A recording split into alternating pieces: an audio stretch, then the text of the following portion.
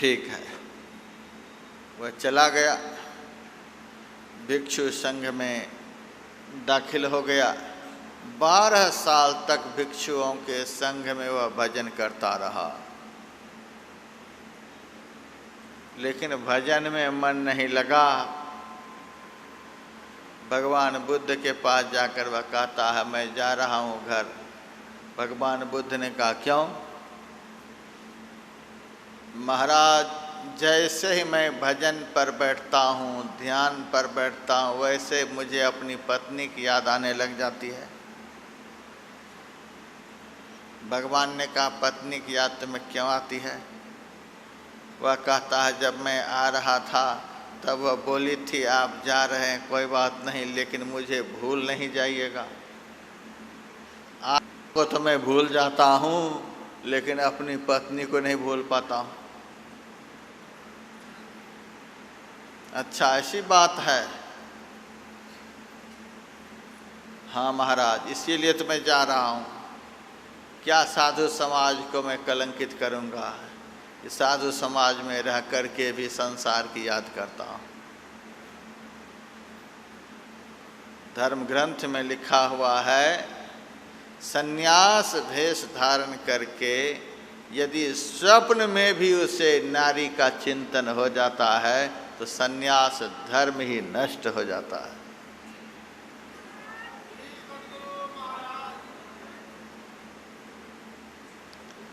महाराज, मैं नहीं ऐसा चाहता कि आपका भिक्षु संघ कलंकित हो जाए। मैं जा रहा हूँ घर। अब देखिए, गुरु वाक्येन लभ्यते। अपने करने से कुछ भी नहीं हो सकता। अपने तो केवल श्रद्धा विश्वास के साथ, लगन के साथ करते रहिए, लेकिन मिलेगा उन्हीं की कृपा से जिनको मिल चुका है। सद्गुरु की कृपा के बिना तो साधना में शिष्य को कुछ प्राप्त हो ही नहीं सकता है। सब उनके हाथ में है। गुरु वाक्येन लभ्यते, उनके हाथ में चाबी है। अंदर के भंडार की चाबी सद्गुरु के हाथ में है। सद्गुरु जो कुछ भी दिखलाना चाहेंगे वही आप देख सकेंगे। नहीं दिखलाना चाहेंगे नहीं देख पाएंगे। मर जाएंगे लेकिन कुछ भी प्राप्त नहीं होगा। जब वे दिखलाना चाहेंगे तभी आप देख सकते हैं। अभी सद्गुरु की महिमा हम लोगों ने क्या देखी है। भगवान बुद्ध ने कहा, अच्छा तुम्हें पत्नी का ध्यान होने लग जाता है, अब मेरे सामने बैठकर ध्यान कर। बैठ सामने। अपने शिष्य को बिठाया। 1 घंटा तक वह ध्यान करता रहा।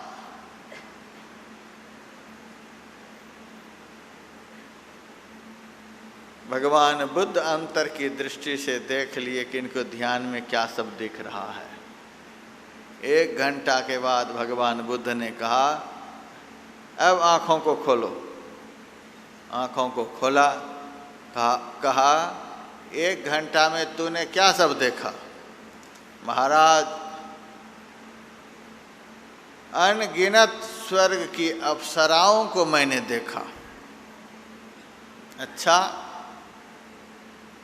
अप्सराओं को देखा? हाँ महाराज। स्वर्ग की अप्सरा देखने में अच्छी है कि तुम्हारी पत्नी देखने में अच्छी है? तब उन्होंने कहा, हमारी पत्नी के मुंह में जो सुंदरता नहीं, वह स्वर्ग के अप्सरा के पैर में सुंदरता है। अच्छा, ऐसी सुंदरी है स्वर्ग की अप्सरा। जिस तरह से ध्यान लगाने के लिए मैंने तुमको बतलाया है, दीक्षा के समय में जिस तरह से नाम का सिमरन करने के लिए मैंने तुमको बतलाया, दीक्षा के समय में जिस रूप का चिंतन करने के लिए मैंने तुमको बतलाया, दीक्षा के समय में अपने मन को, अपनी दृष्टि को जहाँ अंदर में टिकाने के लिए मैंने बतलाया, 1 साल तक वही सब निष्ठापूर्वक तू करता रह। जितनी अप्सराओं को तूने स्वर्ग में देखा है सब तुमको दे दूंगा। अब उनके चिंतन की धारा को भगवान बुद्ध ने बदल दिया।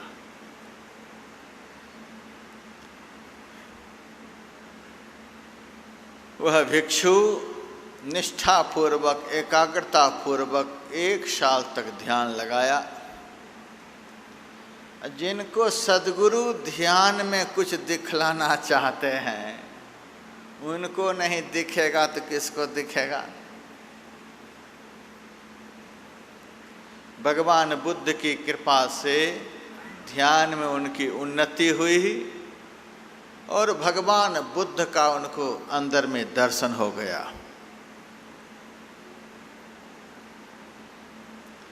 बाहर में जो इष्ट के रूप का दर्शन करते हैं, इस रूप में जितना आकर्षण है, यही रूप जब ध्यान के द्वारा अंदर में दिखलाई देगा तब करोड़ों गुना इस रूप का आकर्षण बढ़ जाएगा।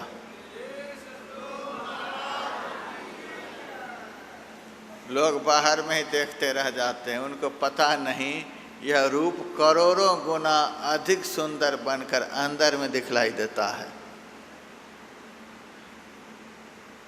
उस भिक्षु ने भगवान का अंदर में दर्शन किया और भगवान बुद्ध का तो इंटरनेट चालू था, देख लिया उन्होंने, मुझे अब देख लिया है।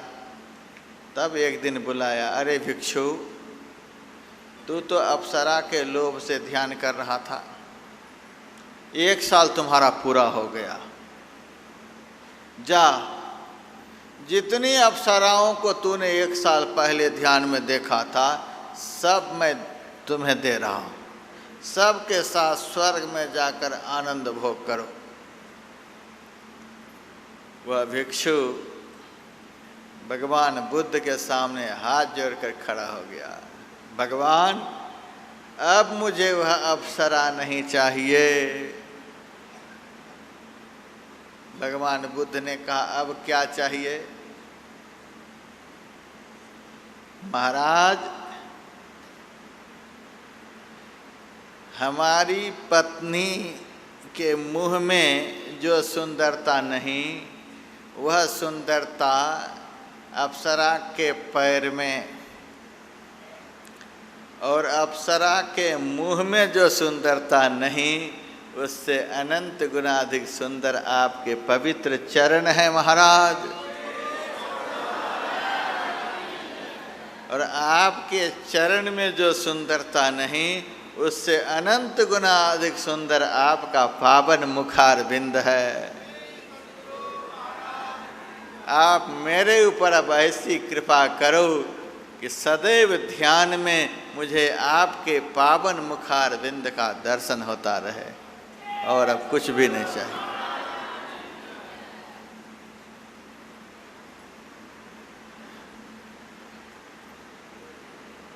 होई विवेक मोह, ध्यान के द्वारा अब ज्ञान हो गया कि सुंदर यथार्थ में कौन है। अभी हम लोगों की आंख जो है बंदर की आंख की तरह नाच रही है, कभी किसी की तरफ, कभी किसी की तरफ, कभी किसी की तरफ आंख नाच रही है। क्यों आंखें नाच रही है?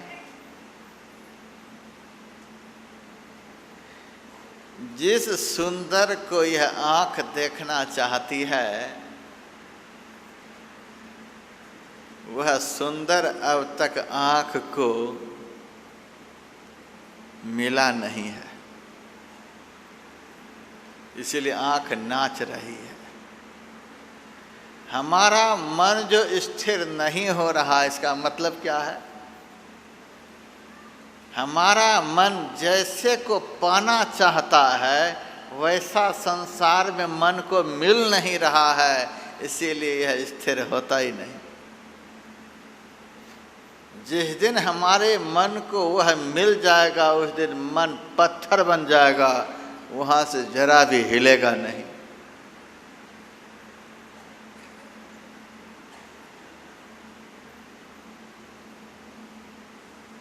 संसार का रूप एक से एक, इसीलिए हमारी आँखें नाचती रहती हैं।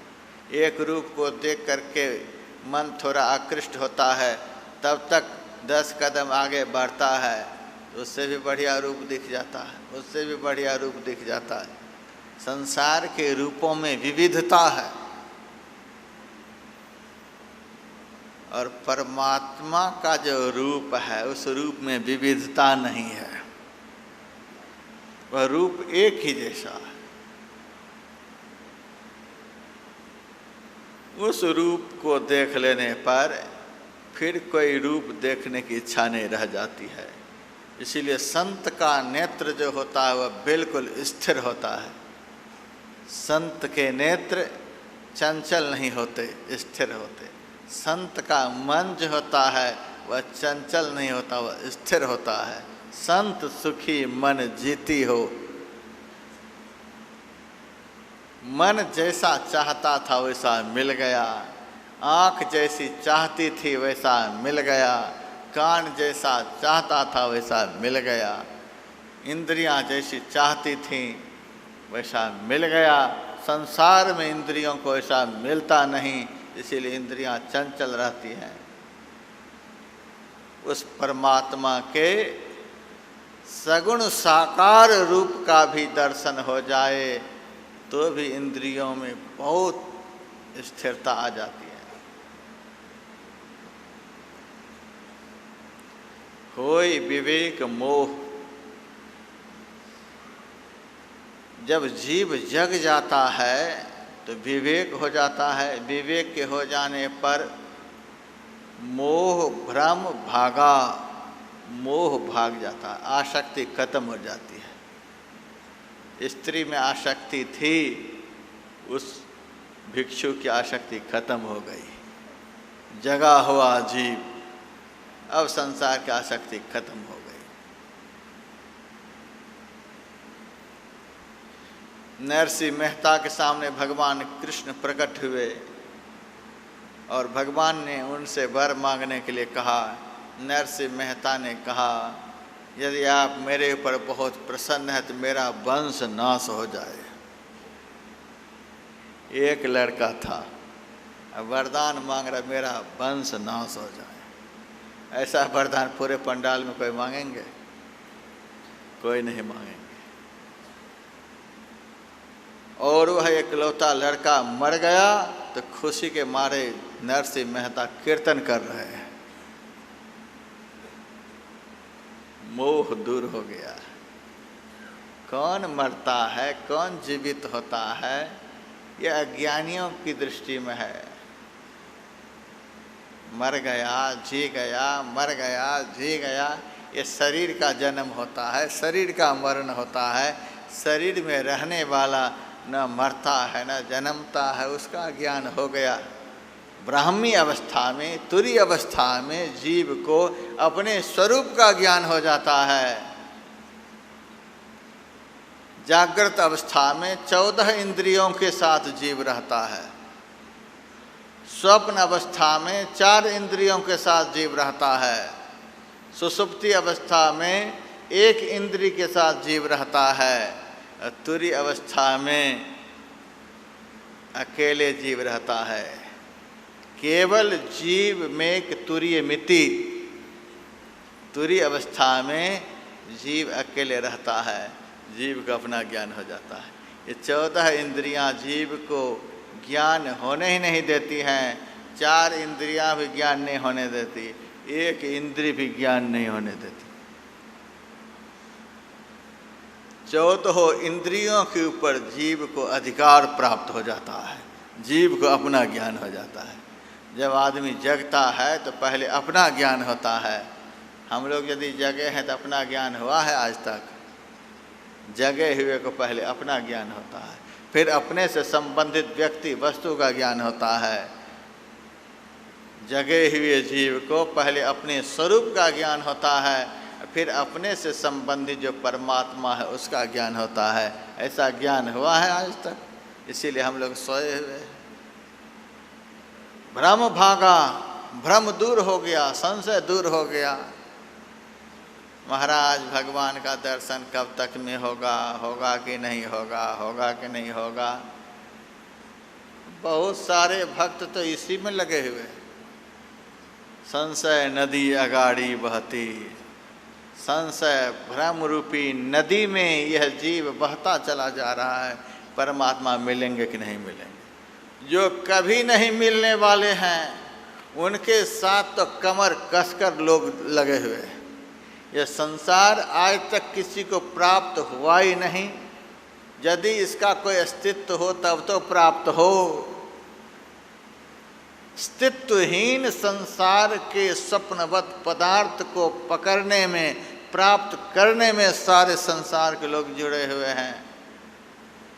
और स्थितिवान शाश्वत जो परमात्मा है वह प्राप्त होंगे कि नहीं होंगे, उनका दर्शन होगा कि नहीं होगा, इसी संशय में पड़े हुए हैं।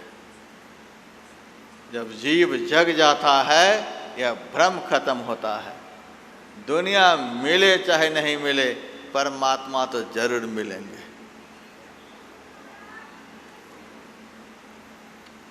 हम कभी भी भजन के समय निराश नहीं होते हैं। मैं कभी निराश नहीं होता। मिलेगा कि नहीं मिलेगा, मिलेगा कि नहीं मिलेगा। हम जो उनको पुकार रहे हैं,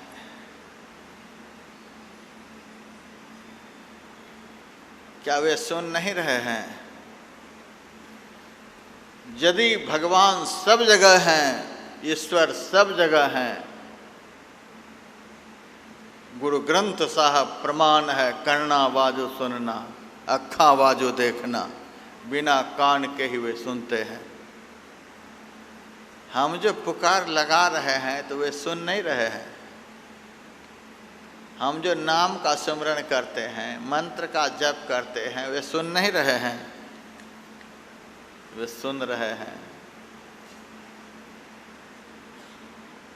जब सुन रहे हैं तो हम क्यों परेशान हैं? जब हमारी पुकार को वे सुन रहे हैं तो हम क्यों परेशान हैं? सुन रहे हैं तो कभी ना कभी मेरे से बातचीत भी करेंगे। क्या बात है, क्या कर रहे हो? हम जो ध्यान कर रहे हैं, ध्यान करने का मतलब उनको देखने का अभ्यास। ध्यान का मतलब उनको देखने का अभ्यास। जब उनको देखने के लिए हम बैठे हैं, हम अभी जन्मार्जित कुसंस्कारों के कारण उन्हें नहीं देख पा रहे। हमारे अंदर में अभी अंधकार है, हम जगे हुए नहीं हैं, नहीं देख पा रहे।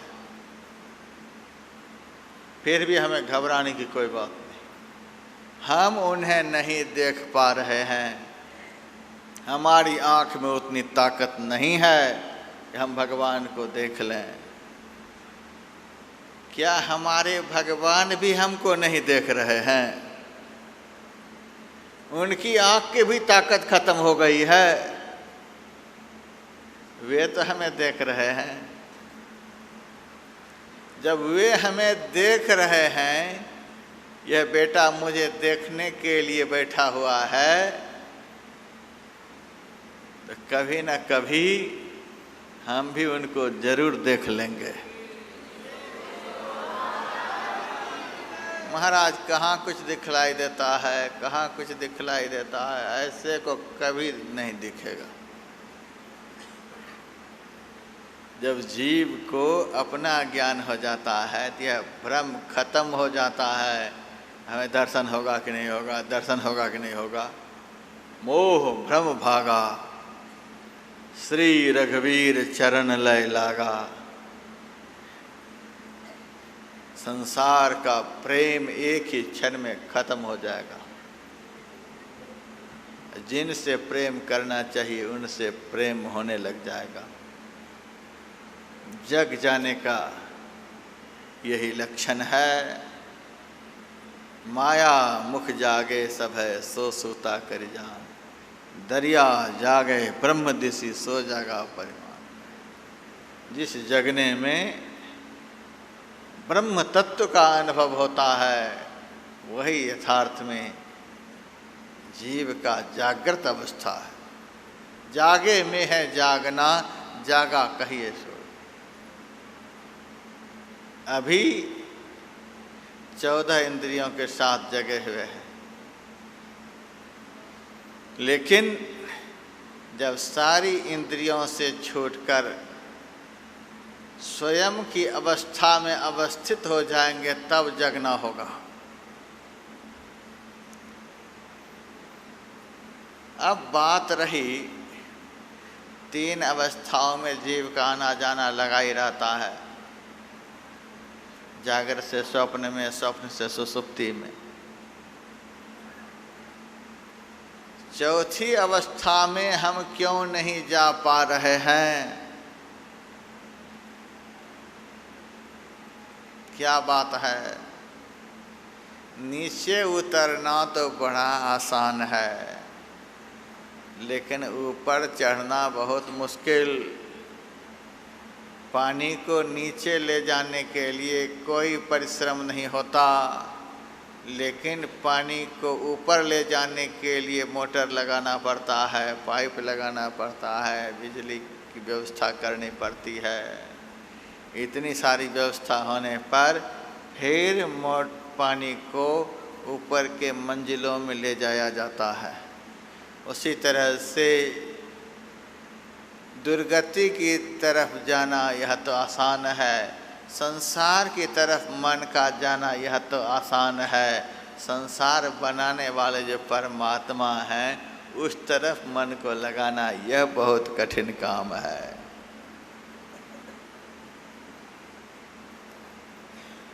तो ऊपर की तरफ जाना कैसे होगा? तो जैसे नल के माध्यम से जल को ऊपर ले जाया जाता है, एक चेक बॉल होता है जो पानी को नीचे उतरने ही नहीं देता। जहाँ पर पानी है वहीं से पानी को ऊपर की तरफ खींचता है। वह बॉल जो है पानी को नीचे उतरने नहीं देता। उसी तरह से 10वां द्वार से 9 द्वार की तरफ जो सूरत को नीचे उतरने नहीं देता, उसी की सूरत 3 अवस्थाओं से ऊपर चौथी अवस्था में प्रवेश करती है।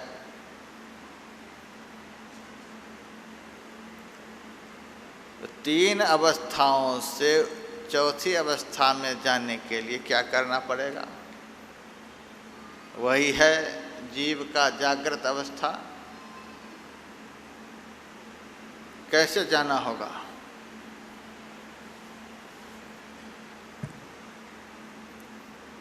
ऊपर चढ़ने के लिए परिश्रम करना होता है। क्या परिश्रम करेंगे कि ऊपर की तरफ जाएंगे? कल आप लोगों को बतलाया गया था, ध्यान करने के लिए पवित्र स्थान होना चाहिए, समतल स्थान होना चाहिए, पवित्र आसनी होनी चाहिए, शरीर मस्तक गर्दन सीधा होना चाहिए, अंग प्रत्यंग स्थिर होना चाहिए, आँख और मुंह बंद होना चाहिए। इतनी बातें कल हो गई थी। अब आगे सुनिए। अब आँख मुंह को बंद करके अंदर की तरफ देखना है। अंदर की तरफ किधर देखना है? आँख बंद करके अंदर में ठीक सामने देखना है। इधर उधर बिल्कुल ख्याल नहीं जाए। सामने की तरफ देखते हुए पहली क्रिया दीक्षा के समय में संत सद्गुरु ने जो मंत्र बतलाया है उस मंत्र का जप करना है।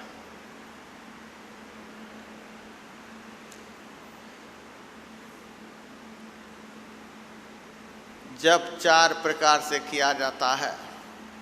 बोल बोल करके भी किया जाता है, होठों को हिलाते हुए भी किया जाता है, श्वास श्वास में किया जाता है और मन ही मन किया जाता है। बोल बोल करके जो जप किया जाता है उससे 10 गुना श्रेष्ठ होठों को हिलाते हुए जो जप किया जाता है वह कहलाता। होठों को हिलाते हुए जप करने से जो फल प्राप्त होता है उससे 100 गुना अधिक फल प्राप्त होता है। श्वास श्वास के साथ जो जप होता है, श्वास श्वास के जाप से जो फल प्राप्त होता है उससे 1000 गुना अधिक फल प्राप्त होता है, जो जप मन ही मन होता है। तो ज़्यादा फल की बात मैं करता हूँ तो कूद ज़्यादा फल की तरफ ही आदमी दौड़ना चाहता है, जाना चाहता है। महाराज जब 1000 गुना अधिक श्रेष्ठ मानस जप है फिर तो वही करना चाहिए। कूदने से काम नहीं बनेगा। जब बहुत काल तक वाचिक जप आप करेंगे तभी आपसे उपांशु जप होगा। जब बहुत देर तक उपांशु जप करेंगे तभी आपसे श्वास श्वास में जप होगा। जब बहुत अधिक श्वास जप का अभ्यास होगा तभी आपसे अच्छी तरह से मानस जप होगा। वाचिक जप में कम ताकत है सो बात नहीं, जप में तो बराबर ताकत है, लेकिन जप के प्रकार जो बतलाए गए हैं उस प्रकार में मन को एकाग्र करने की विशेष शक्ति है। वाचिक जप में जितना मन एकाग्र होता है उससे 10 गुना अधिक मन एकाग्र होता है। उपांशु जप में जितना मन एकाग्र होता है उससे 100 गुना अधिक मन एकाग्र होता है। श्वास जप में जितना मन एकाग्र होता है उससे 1000 गुना अधिक मन एकाग्र होता है मानस जप में। लेकिन पहले वाचिक जप ही करना चाहिए। आपने फल यहाँ देख लिया है। देख रहे थे इंद्र भगवान को लग रहा था कि सारे पुण्य बटोर कर ये सारे लोग लेकर के चले जाएंगे, हम नहीं ले जाने देंगे। लेकिन गुरु महाराज की दया से सत्संग अच्छी तरह से संपन्न हो जाता था, रात का भजन भी अच्छी तरह से संपन्न हो जाता था। भजन में विघ्न डालने की दम तो गुरु महाराज के सामने देवराज इंद्र में भी नहीं, लेकिन भोजन में विघ्न डालने के लिए वे चले आते थे। अब भोजन में विघ्न डालने के लिए जब वह वे आते थे तो उस समय गुरु महाराज थोड़े ठंडे पड़ जाते थे, भले विघ्न डाल रहे हो। ये जीव तो सृष्टि के आदि काल से भोगों में ही लिपटा हुआ है, भोग में जरूर इनको विघ्न डालो, लेकिन मेरे सामने भजन में विघ्न नहीं डाल सकते हो।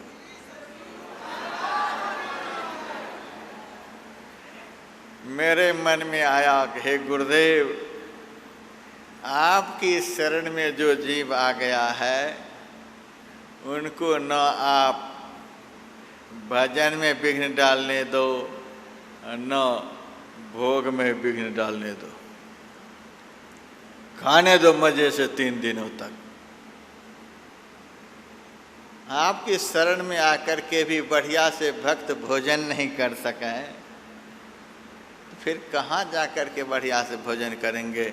बाकी जगह तो खोपड़ी पर इतना टेंशन रहता है, सारी दुनिया का टेंशन लेकर के भोजन करता है, भोजन में कोई आनंद ही नहीं आता। यहाँ तो रात की खीर दिन में, दिन का चावल रात में, कुछ पता ही नहीं किसी को चलता है। सद्गुरु की शरण में जो भोग आप ग्रहण करेंगे उस भोग में आसक्ति नहीं होगी, उस भोग का आपको स्वाद नहीं मिलेगा। भोग तो भोगेंगे लेकिन भोग का स्वाद नहीं मिलेगा। बाकी जगह तो भोग के स्वाद में ही आप लिप्त हो जाएंगे। भोग तो ये भोगे लेकिन यहाँ भोग में स्वाद नहीं इनको मिले। ये भोग कैसा है। इंद्र भगवान बड़े टक्कर लगे रहे थे, टक्कर में लगे हुए थे। 2 रात बहुत कुछ हुआ। फिर मैंने कहा अब जप यज्ञ शुरू करें। अनुशीला बहन जी गा गा करके माइक पर जप करने लग गईं। उनके साथ बहुत सारे भक्त जप करने लग गए। आप लोगों ने देखा कि नहीं देखा, कहना पड़ेगा। देवताओं के राजा के द्वारा आए हुए विघ्न घंटा नहीं लगा टल गया। देवताओं के राजा 1 घंटा भी विघ्न नहीं डाल पाए। भगवान श्री कृष्ण गोवर्धन पहाड़ उठाए हुए थे। भगवान श्री कृष्ण के सामने तो देवराज इंद्र 7 रात 7 दिन वर्षा करते रहे, लेकिन हमारे सद्गुरु के सामने वो 1 घंटा भी नहीं टिक पाए।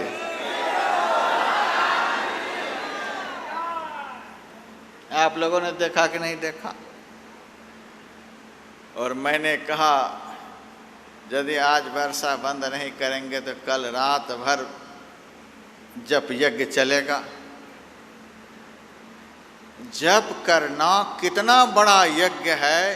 इस अनुष्ठान की कल्पना होते ही दूसरे रात तो बिल्कुल ही देवराज इंद्र यहाँ से पलायन कर गए। जप यज्ञ की कैसी महिमा, बोल बोल करके ही तो जप कर रहे थे। इस वाचिक जप की ऐसी महिमा है कि जितना भगवान श्री कृष्ण के सामने ब्रजवासियों को देवराज इंद्र ने परेशान किया था, उतना यहाँ नहीं परेशान कर सका।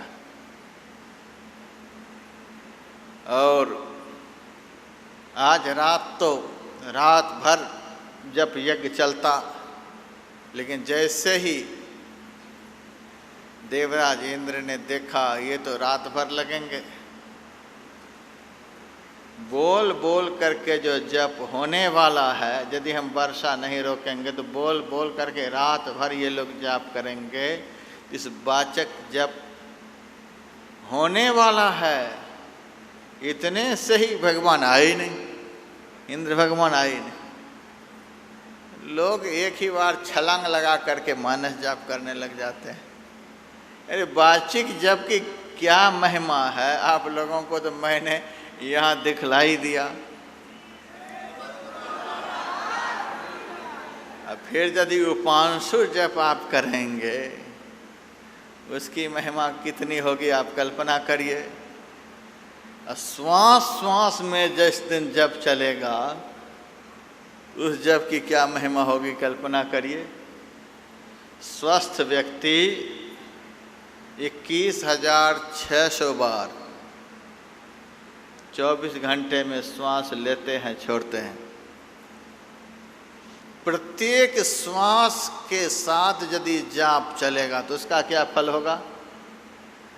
गुरु गोरखनाथ जी महाराज की वाणी में 600 सहस 21 जाप, अनहद उपजे आपे आप, बंक नाल में उगे सूर, रोम रोम ध्वनि बाजे तूर। यदि प्रत्येक श्वास के साथ नाम का सिमरन चलने लग जाएगा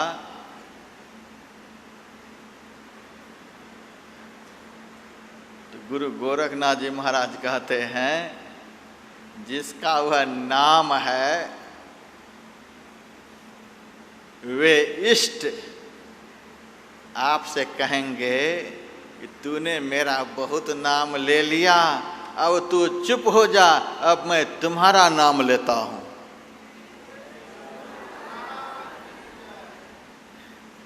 श्वास श्वास में जिस अभ्यासी से जप होता है, ऐसे अभ्यासी से इष्ट देव इतने प्रसन्न हो जाते हैं, उस अभ्यासी के मुंह को तो बंद कर देते हैं और वे इष्ट स्वयं बोलने लग जाते हैं। अनहद उपजे आपे आप। जो जप अपनी तरफ से किया जाता है उसको वर्णात्मक ध्वनि कहते हैं। जो ध्वनि हमारे इष्ट देव करने लग जाते हैं उसको अनहद ध्वनि कहते हैं। अनहद उपजे आपे आप, आपके इष्ट बोलने लगेंगे। इष्ट की बोली को, आराध्य देव की बोली को अनहद ध्वनि कहते हैं और अभ्यासी की बोली को वर्णात्मक ध्वनि कहते हैं। वर्णात्मक ध्वनि अनहद ध्वनि में बदल जाएगी। यह श्वास जप की महिमा है। और मानस जप की महिमा सुनिए। मन ही मन सिमरन करने से ऐसा सिमरन हो जिस सिमरन का संबंध मन से जुड़ जाए, मन और मंत्र एक हो जाए। कुछ दिनों तक तो मन और मंत्र अलग अलग रहता है, मन को मंत्र में लगाना पड़ता है। बारंबार लगाते लगाते बहुत अभ्यास करते करते कुछ दिनों के बाद फिर मन और मंत्र एक हो जाता है। और भी अधिक अभ्यास होने पर मन मंत्र ही हो जाता है। फिर तो दुनिया में कहीं भी कोई आवाज़ होगी तो आपको लगेगा कि नाम सिमरन ही हो रहा है। जब मन मंत्र से अलग रहता है तब अलग अलग आवाज़ सुनाई पड़ती है। मन जब मंत्र में लीन हो जाता है तो बस एक ही आवाज़ सुनाई पड़ती है। तब समझिए कि मानस जप हो रहा है। छलांग लगाकर मानस जप में ही लग जाते हैं। तो मन मंत्र में ही लीन हो जाता है। जब ऐसा सिमरन होता है तब देखिए क्या होता है।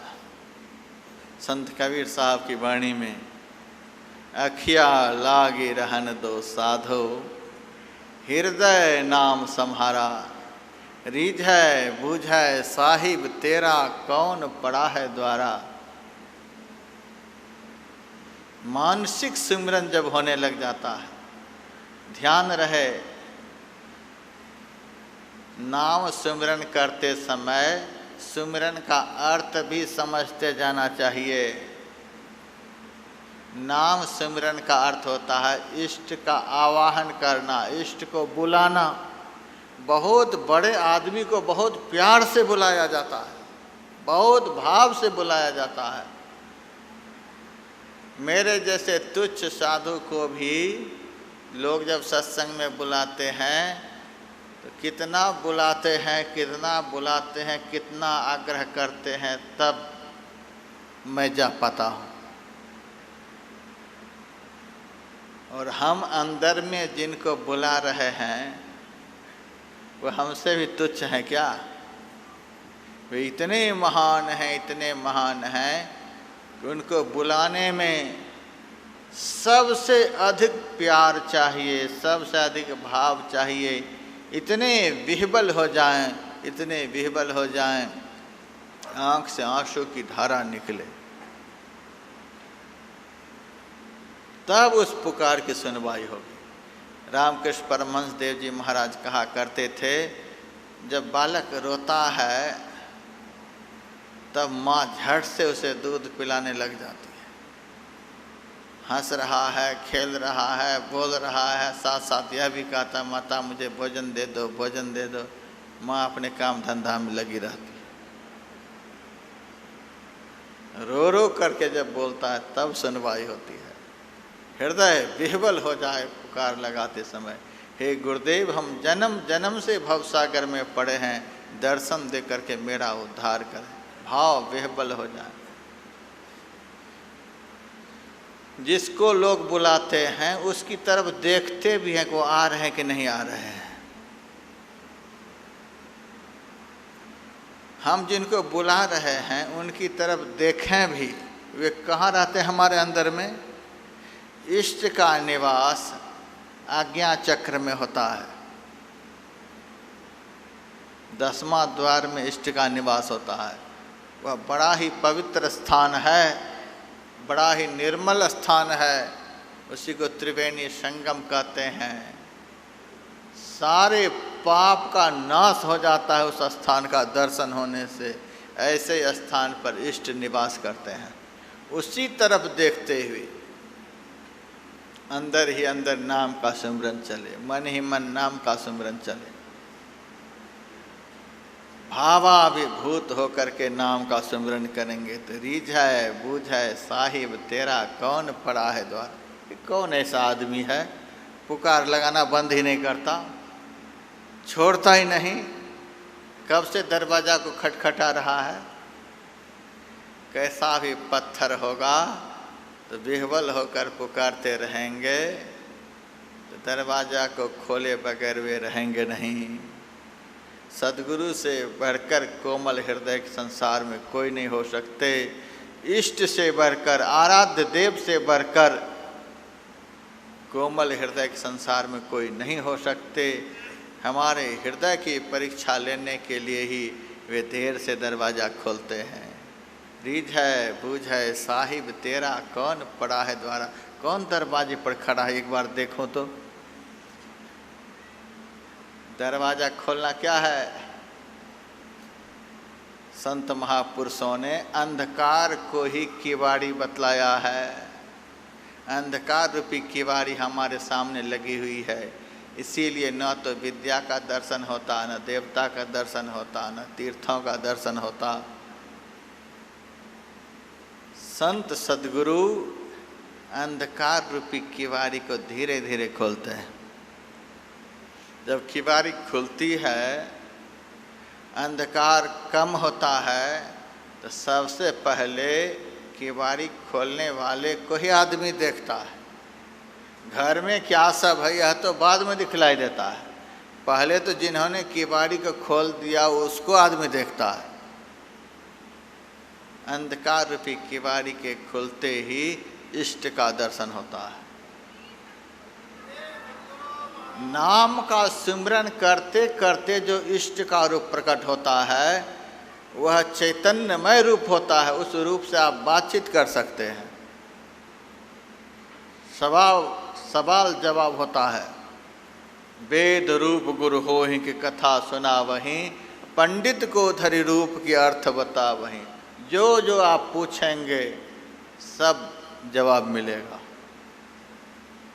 जैसे एक दूसरे से लोग बातचीत करते हैं वैसे ही सच्चा अभ्यासी अंदर में अपने इष्ट से बातचीत करता है। मेरे से किसी ने कहा, महाराज नाम का सिमरन करते करते नाम के प्रभाव से जब सद्गुरु अंदर में प्रकट हो जाते हैं, इष्ट अपने में प्रकट हो जाते हैं, तब क्या होता है। मैंने कहा ट्रेन के पिछले डब्बा से जब गार्ड हरी झंडी दिखला देता है तब क्या होता है। वह कहता है महाराज ट्रेन चल पड़ती है। मैंने कहा उसी तरह से नाम के प्रभाव से जब रूप प्रकट होता है तो उस रूप के दर्शन से स्थूल अंधकारमय जगत से 9 द्वार से 10वां द्वार की तरफ उनकी सूरत रूपी गाड़ी चल पड़ती है।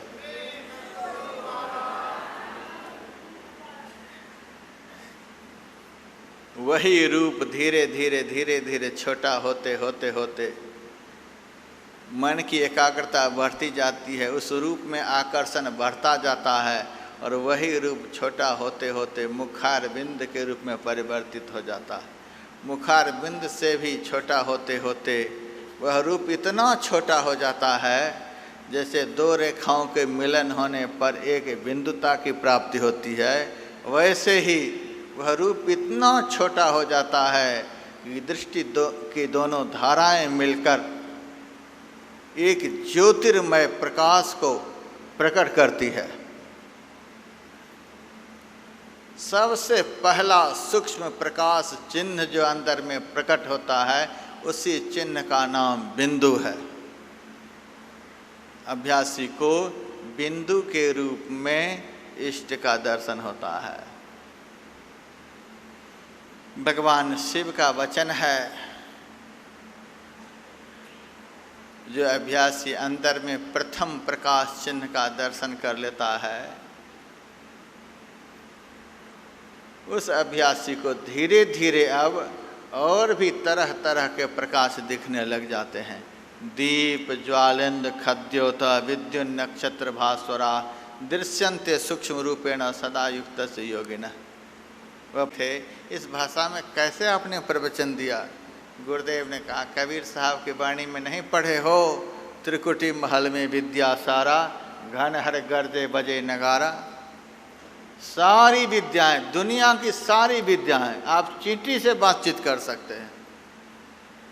मैं उन विद्याओं की व्याख्या कैसे करूं, शब्द नहीं आता है। किसी से भी बातचीत कर सकते हैं, किसी की बातचीत को समझ सकते हैं, किसके मन में क्या हो रहा है सब आप जान सकते हैं। त्रिकुटी महल में विद्या सारा, सारा शब्द समझ लीजिए, कुछ बाकी नहीं रह जाता। कोई ज्ञान लौकिक पारलौकिक जगत का बाकी नहीं रह जाता है। और प्रथम प्रकाश चिन्ह का दर्शन कर सूरत आगे बढ़ती है और अंदर में जब पूर्ण चंद्र का दर्शन हो जाता है, तो प्रथम प्रकाश चिन्ह जहाँ प्रकट होता है उस स्थान को आज्ञा चक्र कहते हैं, और पूर्ण चंद्र का जहाँ दर्शन होता है उस स्थान को सहस्रार चक्र कहते हैं।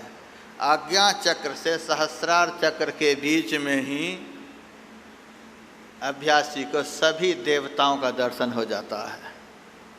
प्रकाश के जो 7 तल हैं, जो सब प्रकाश मैंने सुनाया, उसी 7 तलों को 7 स्वर्ग बतलाया गया है। देवताओं का निवास स्वर्ग में होता है, नरक में नहीं होता है। अभी हम लोग अंधकार में हैं, अंधकार नरक का प्रतीक है, प्रकाश स्वर्ग का प्रतीक है। देवता का दर्शन स्वर्ग में होता है, प्रकाश में होता है। आज्ञा चक्र से सहस्रार चक्र के बीच में समस्त देवी देवताओं का दर्शन होता है। उन देवी देवताओं में जितनी सिद्धियां हैं, ये सारी सिद्धियां उस भक्त को प्राप्त हो जाती है। जो चाहो सो करो, लेकिन करने लग जाओगे आज्ञा चक्र से सहस्रार चक्र के बीच में जितने विकार होते हैं वो सोए हुए रहते हैं। सिद्धि का प्रदर्शन करते ही वे विकार जग कर उस साधक का पतन करा देते हैं। इसीलिए सिद्धि को प्रकट करने का प्रयास कभी भी मत करना। और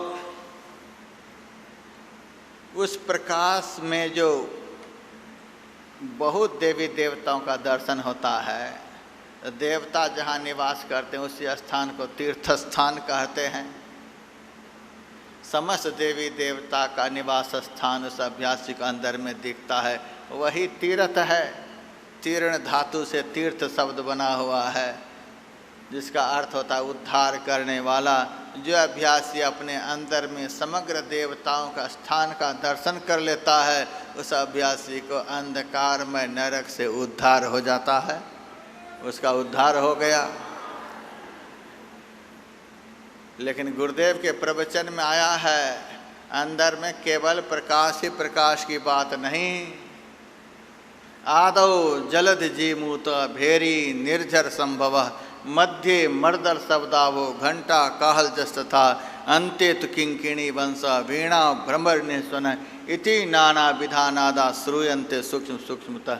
एक से एक सूक्ष्म नाद का भी अनुभव होता है। वीणा, संग, भेरी, नफीरी। मैंने भी गुरु महाराज की चालीसा में लिखा है, शंख असंख बजे गली बंक अरु गज घंटन जाय सुनेरो दुंदुभिनाद महाविस्माद हरे सुप्रमाद जो चित्त चलेरो नारद बीन महासुप्रवीण यकीन भयो सुन सारद टेरो बाजत मोहन की मुरली सुरली सुन सूरति अंतर प्रेरो बादल की धुनि घोर करोर मरोर दियो मन चंचल मेरो बाजत राग छतीस अतीस सुनी भई सूरति राम को चेरो एक ही तार करे झनकार भय अविकार मिले सुख ढेरो कर्म विकर्म अकर्म भय सब द्वंद्व द्वैत रहे नहीं नेरो। एक से एक दिव्य नाद की अनुभूति उसे होती है, जिसकी आवाज़ को आप दिन रात सुनेंगे आप वैसा ही बनेंगे। अंदर में जो आवाज़ होती है वह ब्रह्म की आवाज़ है। ब्रह्म की आवाज़ को आप दिन रात सुनेंगे तो आप क्या गधा बन जाएंगे? दिन रात ब्रह्म की आवाज़ को सुनते रहेंगे तो आप ब्रह्म ही बन जाएंगे। ब्रह्म स ब्रह्म विषय। ब्रह्म कैसा है? सारद शेष महेश गणेश सुरेश दिनेश न तंत्र प्रेरो नाहि रमेश ब्रजेश निशेष अशेष भयो लखि सूरति तेरो। उस ब्रह्म की सुंदरता के सामने सबकी सुंदरता समाप्त हो जाती है। परम सुंदर का दर्शन हो जाता है। यही ब्रह्म दर्शन है। ध्यान करने से, ध्यान का अभ्यास करने से, ध्यान लगाने से, संत सद्गुरु की सद्युक्ति प्राप्त कर इस तरह अभ्यास करने से ब्रह्म दर्शन रूपी फल प्राप्त होता है। अभी के सत्संग में आप लोगों को यही सब सुनाया। अब एक सत्र बचा हुआ है। यह नहीं सोचिए इस महात्मा के दिमाग से अब सारा शब्द निकल गया, अब शाम में क्या बोलेगा। गुरु महाराज की कृपा से इस खोपड़ी में इतने शब्द हैं, इस तरह के करोड़ों महाधिवेशन होते रहेंगे तब भी उस शब्द से खोपड़ी खाली नहीं होगी। वो शब्द के भंडार गुरु महाराज की तरफ से। गुरु महाराज बगल में बैठे हुए हैं, सुप्रीम पावर से कनेक्शन जो जुड़ा हुआ है, इसीलिए उस पावर के बल पर मैं बोलता हूँ। सृष्टि के अंत तक भाषण होता रहेगा, तब भी यह शब्द प्रवाह कभी खत्म होने वाला नहीं। लेकिन मर्यादा के अनुसार समय का प्रतिपालन आवश्यक है। इसी तरह से श्रद्धा भक्ति से समन्वित होकर आप लोग अपराह्न काल में भी रहेंगे। आप लोगों की श्रद्धा भक्ति के फलस्वरूप ही इस तरह का आयोजन यहाँ संपन्न हो रहा है। मैं आप लोगों से आग्रह करूँगा, इसी तरह से श्रद्धा भक्ति से समन्वित होकर तन मन धन लगाकर, यदि आप लोगों का दिल कहता हो कि यह महात्मा हम जो इनको लगाते हैं वो भी लगा देते हैं, आप लोगों का यदि दिल कहता है हम लोग जो इनके पास लगाते हैं और ये भी हमारे लिए लगा देते हैं, यदि सबका दिल कहता है, दिल यदि जवाब नहीं देता कोई बात नहीं। यदि यहाँ बैठे हुए समाज का दिल जवाब देता है, हम जो इनके पास लगाते हैं ये भी लगा देता है, यदि सही में सबका दिल जवाब देता है, इसी तरह से आप लोग खड़े रहेंगे। भारत के कोने कोने का मैं आप लोगों को दर्शन कराऊंगा।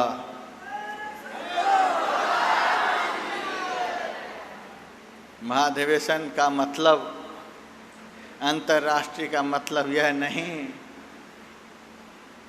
कि 5 जिला में कार्यक्रम घूमता रहे, इसका मतलब यह नहीं होता है। गुरु महाराज का बहुत विशाल संकल्प है।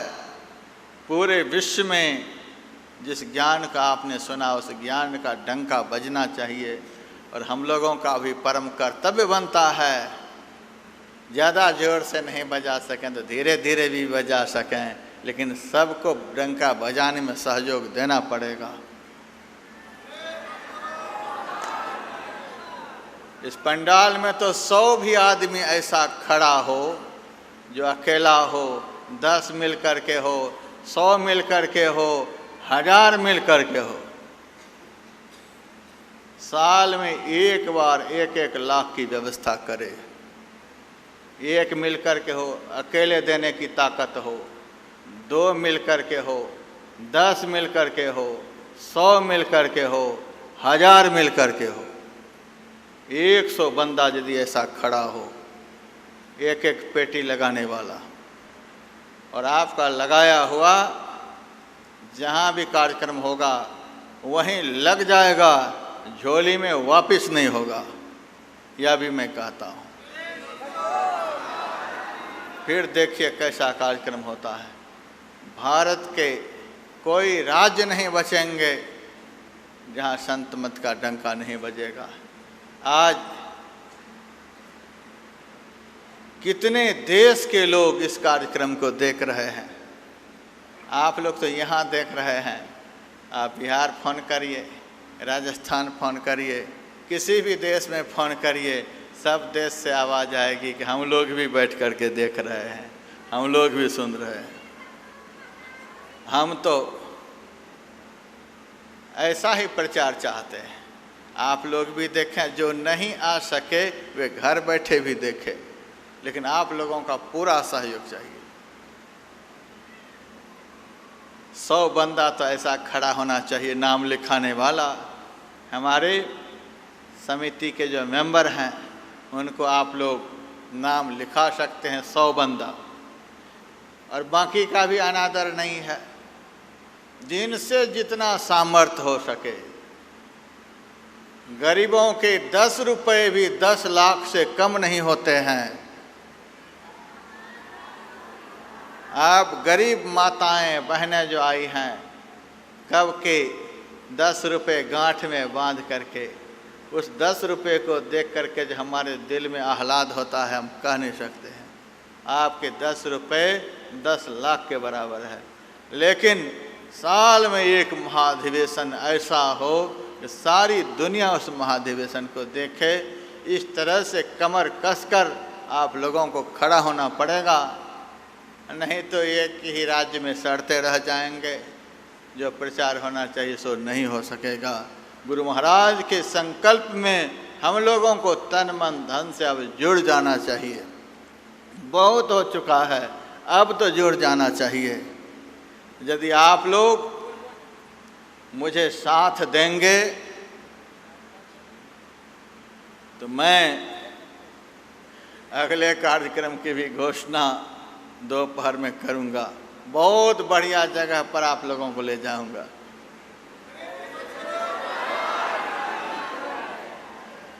मेरा मन कह रहा है अगला महाधिवेशन अमृतसर में होना चाहिए। यद्यपि दिल्ली से भी एक लड़का ने आवेदन दिया, वो अकेला लड़का कराने में समर्थ है, मेरे से कहा दिल्ली में भी होना चाहिए। आवेदन आया है, और भी बहुत राज्यों से आवेदन आया है, लेकिन यहाँ बैठे हुए केवल कृष्ण जिंदल जी बड़े विलक्षण पंजाब के सत्संगी हैं।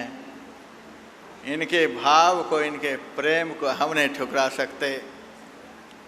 इनके अंदर जो संत मत के प्रचार के प्रति भावना है उसका हम वर्णन नहीं कर सकते। इनके आदर, इनकी भावना का आदर करते हुए ही हम अमृतसर की घोषणा कर रहे हैं। हम लोग गुरु के उपासक हैं। आप लोगों को गुरुद्वारा का दर्शन वहाँ कराएंगे, सोने के गुरुद्वारा का दर्शन कराएंगे।